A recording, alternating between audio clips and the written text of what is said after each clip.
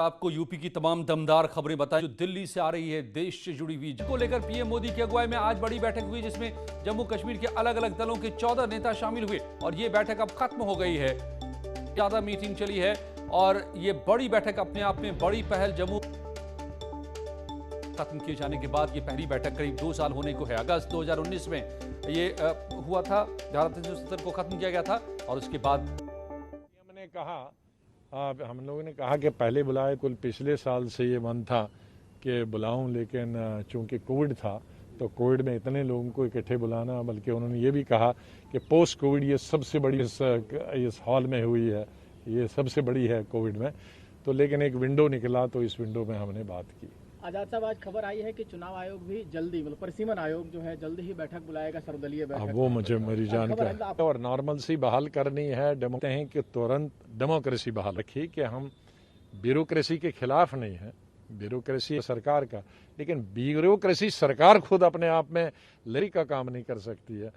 तो इसलिए ब्यूरोक्रेसी हमारे कॉन्स्टिट्यूशन में निर्धारित है, ब्यूरोक्रेसी को क्या करना है और पॉलिटिकल लीडरशिप को क्या करना है, जिसको पीएम ने स्वयं मांगा कि पॉलिटिशियन को रिप्लेस नहीं कर सकती, उनकी एक अलग सिस्टम है काम करने का। और राजनेता हम लोगों ने कहा कि भाई अभी इतने साल से ये चल रहा है तो उसकी वजह से लोगों को दिक्कत आता है, क्योंकि जिस तरह से पॉलिटिशियन मिलता है तो ब्यूरोक्रेट नहीं मिलेगा। तो महबूबा मुफ्ती तो कह रही थी कि तालिबान से अगर बात हो सकती है तो पाकिस्तान से भी बात करनी नहीं, अंदर ऐसी कोई उन्होंने बात नहीं। पर सर इस पर आपको आप जब फुल स्टेटहुड की बात कर रहे हैं, इसका मतलब है कि आप एकदम साफ बता दिया ना, नाम लेकर बताया। तो धारा 370 खत्म किए जाने के बाद बड़ी पहल, बड़ी बैठक। अब यूपी का तो उत्तर प्रदेश में विधानसभा चुनाव से पहले सियासी दलों के सामने जिला पंचायत अध्यक्ष और ब्लॉक प्रमुख का चुनाव जीतने की चुनौती है। बाद सभी पार्टियों ने कसरत तेज कर दी है और हर कोई जीत का दावा भी कर रहा है।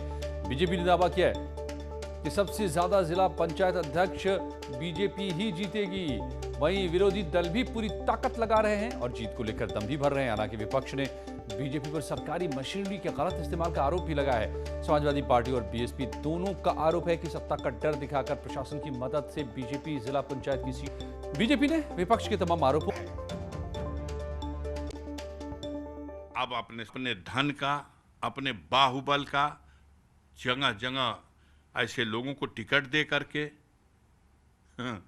दूसरे दल के लोगों को अपने में लेके टिकट दे करके जितनी जुगाड़ बना करके सीटें निकाल लें। इस सीट निकालने की लहर से चाहिएगा कि विधानसभा के चुनाव खड़ा हो जाए, वो खड़ा हो ही नहीं सकता। उत्तर प्रदेश के अंदर में भारतीय जनता पार्टी की तानाशाही देखने को मिल रही है, क्योंकि उत्तर प्रदेश के अंदर में जिला पंचायत सदस्य हर जिले में भारतीय जनता पार्टी के कम है। फिर भी भारतीय जनता पार्टी ने जिला पंचायत अध्यक्ष जीतने का दावा कर रही है। इसके मतलब वो मशीनरी का दुरुपयोग करना चाहती है, पावर का दुरुपयोग करना चाहती है, या मसल्स, मनी, पावर का इस्तेमाल करके भारतीय जनता पार्टी जिला अध्यक्षों को जीतना चाहती है। जिस तरह से विगत देखा गया एटा में, जिस तरह से उन्होंने तांडव किया है भारतीय जनता पार्टी ने, समाजवादी पार्टी के सदस्यों को उठा ले जाना, उनका घर गिरा देना, यही तानाशाही भारतीय जनता पार्टी पूरे उत्तर प्रदेश में अपना के जिला पंचायत अध्यक्ष जीतना चाहती है। हमारे उत्तर प्रदेश के लिए चिंता की बात है। हमारा परिणाम सबसे अच्छा था। ये विपक्ष जो झूठ बोलने का काम करता है, मुद्दा ही न है, ना घोड़ा दूर है ना मैदान दूर है। जिला पंचायत अध्यक्ष का चुनाव होगा, जिसकी सीटें अधिक हो, ब्लॉक प्रमुखी के चुनाव होंगे, जिसके ज्यादा ब्लॉक प्रमुख बनेंगे वो ज्यादा सीटें जीता होगा। ये झूठ बोल रहा है विरोधी मिलकर। उधर उन्नाव में बीजेपी ने बड़ा फैसला लेते हुए 12 घंटे के भीतर ही अपना जिला पंचायत अध्यक्ष प्रत्याशी बदल दिया। बीजेपी ने अरुण सिंह की जगह अब शकुन सिंह को अपना प्रत्याशी घोषित कर दिया है। अब जिले में वार्ड नंबर 22 की मेंबर शकुन सिंह बीजेपी की प्रत्याशी होंगी। शकुन सिंह पूर्व एमएलसी स्वर्गीय अजीत सिंह की पत्नी हैं।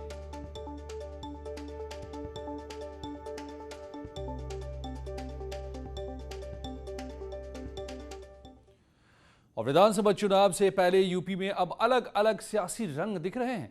बनारस की गलियों में समाजवादी पार्टी की ओर से भोजपुरी में लिखे गए स्लोगन खेला होई की चर्चा हो रही है। बंगाल चुनाव में ममता बनर्जी ने खेला होवे नारा दिया था, उसी नारे को समाजवादी पार्टी ने भोजपुरी में लिखा है। पेंटिंग के जरिए शहर के कई मकानों पर इस स्लोगन को लिखा जा रहा है। ये स्लोगन समाजवादी पार्टी के पूर्व विधायक अब्दुल समद अंसारी ने लिखवाया है। तो जनता और वहां की नेता ने समझ के खेला होवे किया। श्याम दाम दंड भेद सबके खिलाफ सभी तरीके के संसाधनों का बीजेपी ने इस्तेमाल किया और वहाँ की जनता ने बहुत समझदारी से काम लिया। और निश्चित जब वहाँ ये पूरा देश देखा कि जनता ने वहाँ खेला कैसे किया, खेला होवे तो हो चुका है, अब खेला होई। हम लोग यूपी वाले लोग हैं और यूपी की लैंग्वेज है और ये खेला होई तो खेला होई। वहीं सीएम योगी आदित्यनाथ ने सभी ग्राम प्रधानों को खत लिखकर कोरोना रोकथाम में उनकी भूमिका की तारीफ की है। तीसरी लहर के लिए पुख्ता इंतजाम करने के निर्देश भी जारी किए हैं। सीएम योगी आदित्यनाथ ने मेरा गांव कोरोना मुक्त गांव का लक्ष्य हासिल करने के लिए ग्राम प्रधानों से सहयोग मांगा है। मुख्यमंत्री ने प्रदेश के सभी ग्राम प्रधानों को एक चिट्ठी लिखी है। इसमें सीएम ने प्रधानों से कोविड-19 टीकाकरण अभियान में तेजी लाने और निगरानी समितियों के जरिए संक्रमण पर कंट्रोल करने में मदद की अपील की है। सीएम का यह खत सभी प्रधानों को निजी तौर पर भेजा गया है। योगी ने खत के जरिए कहा है कि प्रधानमंत्री के मेरा गांव कोरोना मुक्त गांव के लक्ष्य को हासिल करने के लिए ग्राम प्रधान का योगदान महत्वपूर्ण होगा। ग्राम प्रधान कोविड-19 से बचाव के लिए टीकाकरण के प्रति जन समस्या को प्रेरित करें और उनकी शंकाओं का समाधान करते हुए टीकाकरण सुनिश्चित कराएं। सीएम ने कहा है कि निगरानी समितियों के जरिए कोरोना वायरस संक्रमण के लक्षणों वाले बच्चों को पहचान करें, साथ ही उनके लिए विशेष मेडिकल किट गाँव में बंटवाएं। सीएम ने प्रधानों से गाँव के लोगों की बीमारियों से बचने के लिए जागरूक करने की अपील भी की है। डिप्टी सीएम केशव मौर्य ने एक बार फिर जनसंख्या नियंत्रण कानून पर बयान दिया है। उन्होंने साफ किया है कि जनसंख्या नियंत्रण कानून पर सरकार गंभीर है, प्रदेश के हित में कदम उठाया जाएगा। केशव मौर्य ने कहा कि ये किसी के साथ भेदभाव के लिए नहीं है, भेदभाव नहीं होगा, ना ही तुष्टीकरण की इसके जरिए राजनीति होगी।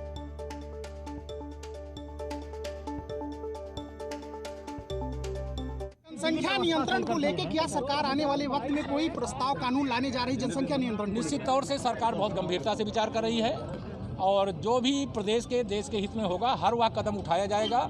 न तुष्टीकरण की राजनीति होगी, न किसी से कोई भेदभाव होगा। और उप मुख्यमंत्री दिनेश शर्मा ने News18.com से बातचीत की, जिसमें उन्होंने कहा कि सीएम योगी ही उनके और केशव मौर्य के लीडर हैं। योगी की अगुवाई में शानदार काम हुआ है। योगी के काम की पूरे देश में चर्चा हो रही है। उन्होंने कहा कि बीजेपी में मनभेद और मतभेद नहीं है, यूपी में पहले से ज्यादा बहुमत मिलेगा। इसके साथ ही अखिलेश पर तंज करते हुए कहा कि विपक्षी दल मिलकर लड़ने के बाद भी हमसे हार गए।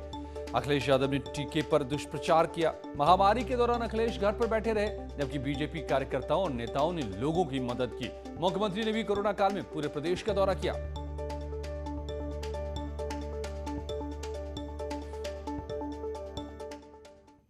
तो बीजेपी कर रही है फिर एक बार 300 पार का दावा। कितना दम है विपक्ष की चुनौती में? आज महाबहस रात 8 बजे इसी पर। और अब बात राष्ट्रपति के रेल यात्रा की। 25 जून को देश के राष्ट्रपति रामनाथ कोविंद अपने जन्मस्थान कानपुर आ रहे हैं। राष्ट्रपति बनने के बाद कोविंद का यह पहला कानपुर दौरा है। खास बात यह है कि वो रेल के जरिए रेलगाड़ी पर बैठकर आएंगे अपने गांव। ऐसे में सुरक्षा को लेकर चाक चौबंद तैयारियां की जा रही हैं। राष्ट्रपति की ट्रेन से कानपुर सेंट्रल स्टेशन के प्लेटफॉर्म नंबर 1 पर राष्ट्रपति की ट्रेन पहुंचेगी, जहां सफाई व्यवस्था को चाक चौबंद किया जा रहा है। सुरक्षा के पुख्ता इंतजाम किए जा रहे हैं। 25 तारीख को राष्ट्रपति प्रेसिडेंट स्पेशल ट्रेन से कानपुर के सेंट्रल स्टेशन के 1 नंबर प्लेटफॉर्म पे, इस वक्त में 1 नंबर प्लेटफॉर्म पे आप देख सकते हैं। पहले तो प्लेटफॉर्म का दृश्य दिखाने की कोशिश करूंगा। ये पूरा प्लेटफॉर्म 1 नंबर जहां से स्टार्ट हुआ है, इसका आउटर जो से गोविंदपुरी से लेके ये पूरा आके चंदारी तक के पार्ट में आप देखिए पूरे स्लीपर्स पे केमिकल और चूना बिछा के रखा गया ताकि हाइजीन का विशेष ध्यान रखा है और कर्मचारी पूरे एक स्लीपर पे इसको लगा के आगे चलते चले जा रहे हैं। अगर बात की जाए ट्रेन की, तो ट्रेन में 650 से ज़्यादा सुरक्षा कर्मी होंगे, 44 से ज़्यादा स्टाफ मेंबर्स हैं और उसके अलावा उनके साथ पूरा ये टीम वर्क रहेगा। 25 तारीख को कानपुर के सेंट्रल स्टेशन पे आने के बाद वो विश्राम करेंगे। 26 तारीख का दिन अगर बात की जाए तो पूरा वो दिन रिजर्व करके रखा गया है कानपुर के सर्किट हाउस में और कानपुर के बुद्धिजीवियों से, कुछ विधायकों से, जनप्रतिनिधियों से और यहाँ तक के कुछ कानपुर के उद्यमियों से भी वो मुलाकात करेंगे।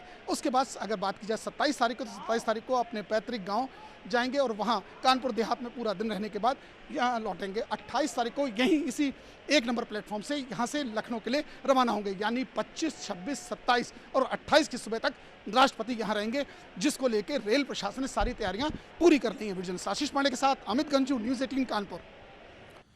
ट्विटर इंडिया को कर्नाटक हाई कोर्ट से बड़ी राहत मिली है। गाजियाबाद के लोन वायरल वीडियो केस में जो लोनी पुलिस ने समन भेजा था और लोनी थाने में हाजिर होने को कहा था, इससे पर रोक लगा दी है कर्नाटक हाई कोर्ट ने। मैनेजिंग डायरेक्टर मनीष माहेश्वरी को अंतरिम राहत देते हुए कहा है कि पुलिस चाहे तो वर्चुअल पूछताछ कर सकती है, लेकिन इस बीच कोई कड़े कदम न उठाए पुलिस। कोर्ट ने यह भी कहा है कि अगर पुलिस मनीष माहेश्वरी से पूछताछ करना चाहे तो वो वर्चुअली कर सकती है। ट्विटर इंडिया के एमडी मनीष माहेश्वरी ने कर्नाटक हाईकोर्ट में रिट पिटीशन दाखिल कर गाजियाबाद पुलिस की ओर से सेक्शन 41(1) के तहत मिले नोटिस को चुनौती दी थी, जिस पर सुनवाई करते हुए कोर्ट ने उन्हें यह राहत दी है।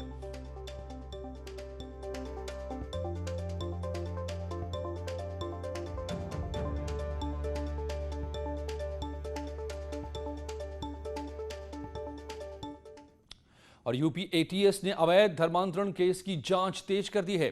सूत्रों के मुताबिक बुधवार देर रात यूपी एटीएस की एक टीम फतेहपुर जिले पहुंची और मामले में छानबीन की। खबर यह भी है कि इस मामले में एलआईयू ने उमर गौतम से जुड़े 50 से ज्यादा उनके करीबियों के मोबाइल नंबर की सूची एटीएस को सौंपी है। उसके अलावा एक प्राइवेट स्कूल और एक निजी मदरसे में फंडिंग की आशंका जाहिर की गई है। पुलिस उमर से जुड़े लोगों की चल अचल संपत्ति भी खंगाल रही है। मामले में इस्लामिक संगठन से जुड़े उन लोगों की भी छानबीन की जा रही है जो उमर गौतम को तकरीर के लिए फतेहपुर बुलाया करते थे। इसके साथ ही पता चला है कि कानपुर के बिठूर का ज्योति बदर स्कूल में निशाने पर था। ये स्कूल यहां राजू आलम दौरा कर चुका था। कई छात्रों का माइंड वॉश करने का भी आरोप है। धर्मांतरण मामले में यूपी एटीएस ने अपनी जांच तेज कर दी है। सूत्रों के मुताबिक देर रात एटीएस की टीम फतेहपुर पहुंची और आरोपी उमर गौतम से जुड़े तमाम लोगों की चल अचल संपत्ति को खंगाल रही है। सूत्र तो यहां तक बताते हैं कि फतेहपुर जिले में 2 मदरसों में फंडिंग की भी बात सामने आई है। फिलहाल यूपी एटीएस के अलावा लोकल पुलिस और आईबी भी पूरे मामले की छानबीन कर रही है।